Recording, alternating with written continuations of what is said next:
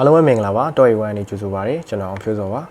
ကျွန်တော်ပြီးမှဗီဒီယိုလည်းမတင်ပြတာကြာပြီပေါ့နော်အခုဗီဒီယိုကတော့အားလုံးအတွက်အသုံးဝင်မဲ့ tutorial ဗီဒီယိုလေးလို့လည်းပြောလို့ရတယ်ပေါ့နော်အဲ့တော့ဗာလဲဆိုတော့ကျွန်တော်တို့ကိုယ့်ရဲ့ printer နဲ့ပေါ့နော်စာရွက်တွေကို joker print ထုတ်တဲ့နည်းလေးပေါ့ဒါလေးကိုကျွန်တော်ပြပေးပါမယ်ကျွန်တော် print တစ်ခါတည်းထုတ်ဆရာလေးရှိလို့ပေါ့နော်ရှိလို့တစ်ခါတည်းဗီဒီယိုရိုက်ထားလိုက်တယ်ကျွန်တော်အခု print ထုတ်မှာတော့ PDF file လေးပေါ့အဲ့တော့ပုံမှန်တော့ကျွန်တော်ကမိတူဆက်နဲ့ကွန်ပျူတာနဲ့ချိတ်ပြီးတော့တခါတည်းမိတူဆက်မှာပဲကြောက်ကတ်လိုက်တယ်ပေါ့နော်အခုကမိတူဆက်နဲ့ကွန်ပျူတာနဲ့ချိတ်မထားတဲ့အတွက်လောလောဆယ် printer နဲ့ပဲစာရွက်ကိုနှစ်ကြောထုတ်ပြီးတော့ကြောက်ကတ်မှာဖြစ်ပါတယ်အဲ့တော့ကျွန်တော်အခုကြောက်ကတ်မဲ့ file ကတော့ဒါသင်တန်းစာအုပ်ပေါ့နော် PDF file လေးပါတခြား file တွေလည်းအတူတူပါပဲเนาะကျွန်တော်လုပ်ပုံလုံးလေးတင်ရပြီအဓိကကျွန်တော်တို့ color ကျွန်တော်သုံးတာတော့ color printer နဲ့ color printer နဲ့ပေါ့နော် color printer နဲ့ကြောက်ကတ်ပြမှာပါအဓိကစာရွက်ထည့်တာစာရွက်ထည့်တဲ့ပုံစံလေးကိုအဓိကကြည့်ရမှာပေါ့နော်စာရွက်ထည့်တာမှားလို့ရှင်ကျွန်တော်တို့ကြောက်ကတ်တာတွေကနေရာမကျတော့ဘဲနဲ့စာမျက်နှာတွေလွဲသွားတတ်တယ်ဆိုတော့အဲ့ဒါလေးကိုတစ်ချက်ပြပေးမယ်ပေါ့နော်ကျွန်တော် PDF file ထုတ်မှာဖြစ်တဲ့အတွက်သူ့ပုံကို right click ထောက်လိုက်မယ်ကျွန်တော် Adobe Reader နဲ့ဖွင့်မယ် Adobe Reader နဲ့ဖွင့်မှာအဆင်ပြေမှာမဟုတ်လို့ပါနည်းလေးကြောက်လိုက်မယ် Okay ဒါလေးပေါ့ဒါလေးကိုကျွန်တော်က print ထုတ်မှာဖြစ်တဲ့အတွက် Control P နေလိုက်မယ်အဲ့တော့ဒီမှာစုစုပေါင်းစာမျက်နှာက60ရှိတယ်ပေါ့နော်60ကိုကျွန်တော်ကြောက်ကတ်မှာဆိုရင်အရွက်30ပဲထွက်လိမ့်မယ်အဲ့တော့အရင်ဆုံး setting ချင်းအောင်ကျွန်တော်က F7 သုံးတဲ့အတွက်ဒီမှာ printer နေရာမှာ F7 ဆိုတာလေး auto ရွေးထားပြီးသားပြောင်းကြတော့မလို့တော့ဘူးเนาะတကယ်လို့ကိုကဒီနေရာမှာရွေးစရာ printer တွေအများကြီးရှိတယ်ဆိုရင်ကိုသုံးမဲ့ printer ကိုရွေးပါပြီးတော့ property တွေကိုသွားလိုက်မယ်အဲ့တော့ color printer ဖြစ်တဲ့အတွက်ဒီမှာအများကြီးပဲ setting တွေရွေးလို့ရတယ်ပေါ့နော် document site မှာကျွန်တော် A4 နဲ့ထုတ်မှာဖြစ်တဲ့အတွက် A4 ရွေးမယ် orientation ကတော့အထောင်နဲ့ထုတ်မှာဖြစ်တဲ့အတွက် portrait ပါအဲ့တော့ paper type ကကြတော့ရိုးအဖြူနာမည် laser printer တွေမှာတော့မပါလာဘူးပေါ့နော် color printer တွေမှာကြတော့ကျွန်တော်စာရွက်အမျိုးအစားတွေရွေးလို့ရတယ်အဲ့တော့ကျွန်တော်ကရိုးစာရွက်နဲ့ထုတ်မှာဖြစ်တဲ့အတွက်ဒီမှာ plain paper ထားမယ် quality ကိုတော့အမြင့်နဲ့ထုတ်ပါမယ် high ပါအရောင်တော့ကျွန်တော်ကအဖြူနာမည်ထုတ်မှာဖြစ်တဲ့အတွက် grayscale ရွေးပါမယ်ဒီမှာတော့ color မထားတော့ဘူးနော်အရောင်နဲ့ထုတ်မယ်ဆိုတော့ color ပေါ့အဲ့ဒီ setting တွေအကုန်လုံးချိန်ပြီးပြီဆိုတော့မှကျွန်တော်တို့အောက်က okay ကိုနှိပ်ပါဟုတ်ပြီနော်ပြီးတော့ဒီနေရာအတိကကျွန်တော်တို့ all ဆိုရွေးလိုက်လို့ရှိရင်အကုန်လုံးကတမျက်နှာစီတစ်ကနေ60တိထွက်သွားမှာကျွန်တော်အဲ့လိုမသွားတော့ဘူးဒီက subset ဆိုတဲ့နေရာလေးပေါ့နော်အဲ့မှာကျွန်တော်ကစာမျက်နှာတွေကိုမာဂနန်းနေအရင်ထုတ်မယ်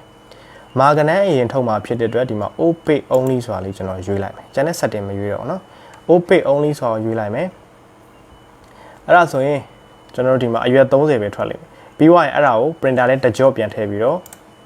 even page only နဲ့ကျွန်တော်ထုတ်ပါနော်အခုတခါလေး print ထုတ်ပြမှာ opaque only ပါဟုတ်ပြီနော်အဲ့တော့ပြီးသွားရင်ကျွန်တော်တို့ဘာလုပ်မလဲ okay နှိပ်ရအောင်ကျွန်တော်အခု printer ကြိုးကိုတက်လိုက်ပါမယ်အဲ့တော့ဒါလေးမနှိပ်တယ်နော်ကျွန်တော် printer ကိုစာရွက်ထည့်လိုက်ပါအောင်မယ်အဲ့တော့ကျွန်တော်စာရွက်လေးထည့်ပြီးပါပြီဘေးပေါင်လေးကြီးကြက်ထားဖို့အရေးကြီးပါရဲ့နော်ဘေးပေါင်လေးကြက်ထားမယ်โอเคဒါဆိုရင်ကျွန်တော်ကွန်ပျူတာကနေ print ထုတ်ကြည့်အောင်ကျွန်တော် printer လေးလည်းစာရွက်ထည့်ပြီးသွားပြီဆိုတော့ကျွန်တော်ဒီက okay နှိပ်လိုက်တော့မှာနော်နည်းလေးတော့စောင့်အောင်ဒီဘားလေးပြည့်သွားအောင်ပါနော်ဒီအောက်က run နေရပါပြီအဲ့တော့အခု printer ကနေပြီးတော့စာရွက်တွေစပြီးတော့ထုတ်နေပါပြီအဲ့တော့ပထမတစ်ကြောကတော့ထုတ်တာလွယ်လိမ့်မယ်ဒုတိယတစ်ကြောစာရွက်စီတာရယ်ထဲပုံထင်းလေးရယ်အဓိကကြည့်ရမယ်ပေါ့နော်အဲ့ဒါရမှကျွန်တော်တို့ကြောက်ကတ်ထုတ်တဲ့ခါမှာလုံးဝအဆင်ပြေမှာပါအဲ့တော့ဒါလေးခဏစောင့်လိုက်မယ်ပြီးလို့ရှိရင်စာရွက်ဘယ်လိုစီပြီးတော့ပြန်ထည့်လဲဆိုတာလေးလည်းကျွန်တော်ပြောပြပါနော်အဲ့တော့ကျွန်တော်တို့အခု print ထုတ်တာပထမတစ်ကြောပြီးသွားပြီပေါ့နော်ပထမတစ်ကြောပြီးသွားရင်စာရွက်တွေကိုဒီတိုင်းပဲထားမယ်ကျွန်တော်ကွန်ပျူတာမှာ setting ရင်သွားချိန်မယ်ပြီးတော့မှဒီစာရွက်ကိုထုတ်ပြီးတော့ကျွန်တော်တို့စီပုံစီနီးတစ်ချက်ပြမယ်နော်အဲ့တော့ color printer ကကျွန်တော်တို့ခေါင်းကနေအရင်ထွက်တယ်နော်စာရွက်ကိုတစ်ချက်ကြည့်ကြည့်ပါဆိုတော့စာရွက်ခေါင်းဘက်ကနေအရင်ထွက်တယ်ပြန်ထည့်တဲ့အခါမှာလည်းအဲ့ခေါင်းကိုအောက်ဆိုင်ပြီးတော့ကျွန်တော် printer လေးကိုပြန်ထည့်ရအောင်ကျွန်တော် printer sorry ကွန်ပျူတာအရင်သွားမယ် setting သွားချိန်လိုက်အောင်ပါနော်ကျွန်တော်တို့ကွန်ပျူတာဘက်ကိုပြန်ရောက်ပြီဆိုလို့ရှိရင်ဆောနာ PDF file မှာဖွင့်ထားမယ်ကျွန်တော်ကတော့ PDF ထုတ်နေတာဆိုတော့ဗောနော်အဲ့တော့ keyboard ကနေ control P ကိုတစ်ခါပြန်နှိပ်မယ် printer ရွေးမယ် property မှာကျွန်တော်တို့ဆောနာချိန်ထားတဲ့ setting တွေဟုတ်မဟုတ်တစ်ချက်ပြန်ဆက်မယ်ဗောနော် A4 ဟုတ်တယ်အထောင်နဲ့ထုတ်မယ် plain paper ကျွန်တော် ရိုးစာရွက်နဲ့ထုတ်မယ် quality ကိုအမြင့်နဲ့ထုတ်မယ်အဖြူနဲ့ပဲထုတ်မယ် okay ဒါမှတ်ပြီဆိုတော့ okay နှိပ်လိုက်မယ်အဲ့တော့ဒီမှာကျွန်တော်တို့ပထမတစ်ကြောတော့ကမာဂနန်းပေါ့နော်စာမျက်နှာနံပါတ်ကိုမာဂနန်းနေထုတ်ခဲ့တယ်ဒီတစ်ခါကကျွန်တော်တို့စုံကနန်းနဲ့ပြန်ကတ်မှာပေါ့နော် ပထမထွက်သွားတာ135ခွန်ကိုစသဖြင့်ထွက်သွားတယ်အခုပြန်ထုတ်မှာ246810ကျွန်တော်ပြန်ထုတ်မယ်ပေါ့နော်အဲ့တော့ဒီမှာ subset ဆိုတဲ့နေရာမှာကျွန်တော်ပြန်နှိပ်မယ် even page only ပေါ့နော်ကျွန်တော်တို့ဒါကတော့ PDF file မှာထုတ်ပြလို့ဒီ setting ကဒီမှာစာလေးပြောင်းနေတာပေါ့နော်ကျွန်တော် page maker မှာပဲဖြစ်စေနောက်တစ်ခါကျွန်တော်တို့ web မှာပဲဖြစ်စေ setting ရရှိတယ် even page only တို့ပြီးသွားရင် open only တို့အဲ့ setting လေးလိုက်ရှာပါလိုက်ရှာပြီးတော့ရွေးပြီးတော့ထုတ်ကြည့်ပေါ့နော်okay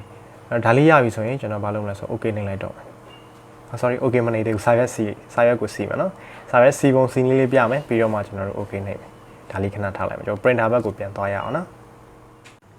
အဲ့တော့ကျွန်တော်တို့ကစာရွက်ကိုဘယ်လိုထည့်မလဲဆိုတော့သူထွက်လာတဲ့အတိုင်းပဲထားမယ်ပြီးလို့ရှိရင်လေဒီလိုလှမ်းလိုက်ညာဘက်ကိုလှမ်းလိုက်လှမ်းပြီးွားရင်ခေါင်းကဒီလိုဖြစ်လိမ့်မယ်ဒီညာလေးချက်ကြည့်ဒါစာမျက်နှာနံပါတ်1ပေါ့နော်တစ်ပြီးတော့ဒီမှာဇောနာ3ဇောက်ထိုးပြန်ထည့်လာပုံလန်လေးတစ်ချက်ပြန်ပြပါမယ်ညာဘက်ကိုလှမ်းမယ်ပြီးသွားရင်ဒီတိုင်းပဲထည့်မယ်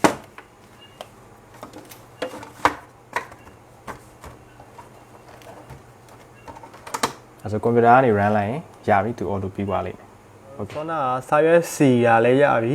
printer လေးလည်းကျွန်တော်တို့တခြားပြန်ထည့်ပြီးသွားပြီဆိုရင်ကျွန်တော်တို့ဒီမှာ setting လေးချိန်ပြီးသွားပြီပေါ့နော် okay နှိပ်လိုက်ရင်ရပါပြီစာရွက်ကသူ့အတူ auto ထွက်လာလိမ့်မယ်အဓိကစာရွက်လှန်တာမှားတတ်တယ်နောက်တစ်ခါဖင်နယ်ကောင်းနဲ့မှားပြီးထည့်တတ်တယ်ပေါ့နော်အဲ့ဒါဆိုတော့စာရွက်တွေကမှားသွားပါလိမ့်မယ်နော်တခြားလေးစမ်းကြည့်ပြီးပါရလောက်မယ်လို့လည်းထင်ပါတယ်ဟုတ်ပြီနော်ကျွန်တော်ခုပြရတော့ color printer နဲ့လုပ်ပြတာပေါ့နော်တကယ်လို့ကိုရှိမှာlaser printer ပေါ့နော်အဖြူမဲ printer တွေရှိတယ်ဆိုရင်တော့ဖြူမဲ printer အများစုကကျွန်တော်တို့အပေါ်ဘက်ကနေထိုးရတာမဟုတ်ဘူးကျွန်တော်တို့အောက်ဘက်ကနေထိုးရတာပေါ့နော်အောက်ဘက်ကနေထိုးရတဲ့ပုံစံမျိုးလည်းရှိတယ်ဆိုတော့အဲ့ဒါလည်းတည်တတ်ကျွန်တော်အချိန်ရလို့ရှိရင် video လေးတင်ပေးပါမယ်အခု video ကတော့ color printer သုံးနေကြတဲ့သူတော်တော်များများအကျိုးရှိလောက်မယ်လို့ထင်ပါတယ်အားလုံးလည်းအဆင်ပြေမယ်လို့ထင်ပါတယ်နော် okay စမ်းကြည့်ပါမရတာရှင်ချိန်မေးလို့ရပါတယ်အားလုံးအဆင်ပြေပါစေခင်ဗျာ